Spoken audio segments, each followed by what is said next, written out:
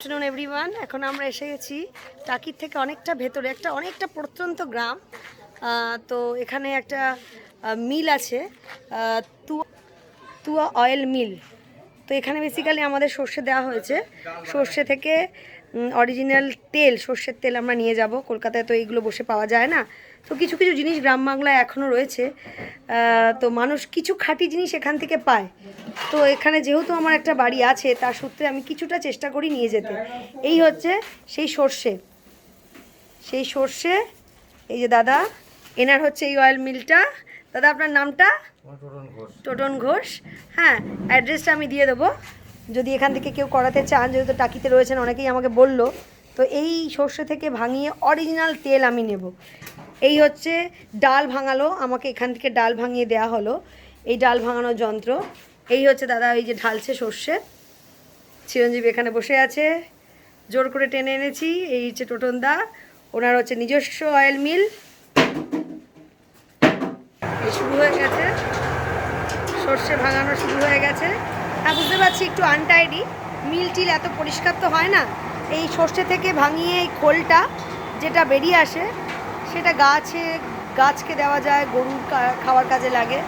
তো আমার গাছ আছে, আমি কিছুটা নেব। আর এই খাঁটি তেলটা আমি নেব। দেখুন কেমনভাবে খোল বেরিয়ে আসছে। তার মানে তেলটা হবে, তেলটা বেরোতে টাইম লাগছে। খোল বেরোচ্ছে, এটা আগেরগুলো ছিল বলছে। আচ্ছা আচ্ছা, তেল আস্তে আস্তে পড়ছে।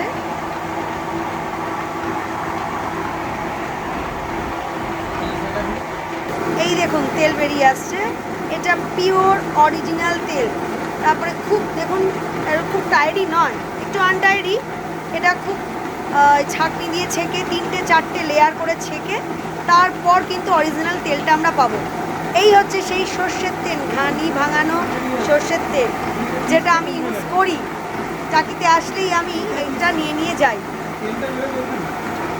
বাজারের থেকে রেট খুব সামান্যই বেশি, কিন্তু অরিজিনাল। অ্যাটলিস্ট রোগ অসুখ হওয়ার থেকে একটু হয়তো প্রোটেক্ট করবে বলতে পারেন। এই ডালটা ভাঙানো হলো, এই ডালের বেসনটা আমি নিলাম। হলুদ, একদম হলুদের মতো রং নয়, কিন্তু এটা জাস্ট একদম পিওর হলুদ থেকে ভাঙিয়ে আমি গুঁড়ো করে রেখেছি। বাহ, দারুণ। গ্রাম বাংলায় এখনও কিছু পিওর জিনিস পাওয়া যায়। তার মধ্যে এই অয়েল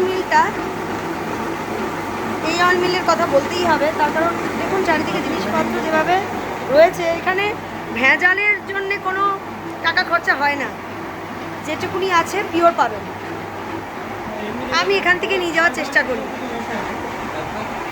থ্যাংক ইউ তোতনদা, আমি আবার আসবো আপনার এখানে। আর পুজোর সময় আবার এসে 20 লিটার তেল নিয়ে যাব, প্লাস যা যা দরকারি মশলা।